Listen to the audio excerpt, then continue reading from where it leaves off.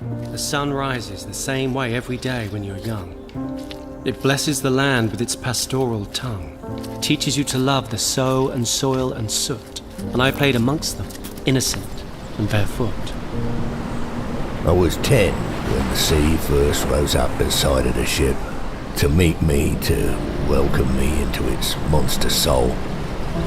And when my da was swallowed whole by the ocean beasts, I knew it was my turn to fish in his place. These are my nurseries, my rows, my tanks.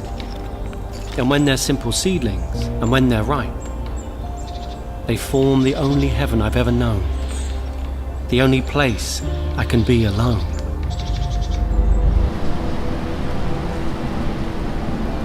They say you need to find your sea lakes.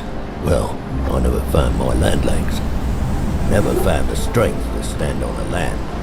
It's the same day in, day out. Doesn't know the meaning of change. Nah, my sea legs are all I have to stand on. I've left this county that made me, and found the grime and foul of the big city.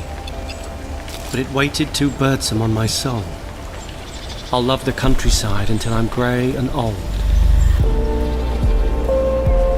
I used to find the mainland so plain, and each day was another step towards the sea. But a man can't survive on fish alone. The connections and defections make it worth the ordeal. Spuds are my life, from ground until peel. But chips are a snack, and I'm after a meal. The sea is my birthplace, my home, and my grave. But there's one thing missing, the most important thing of all. Is the batter of waves like the batter of fish? These are his spuds, his crop, our chips. There's nothing like the crunch, the crumble of batter. Floating through the fluffy fog of the fries. I swore I'd never leave the farmlands. And I, my stormy shores. But we must come together. To bring out the best of fish and chips.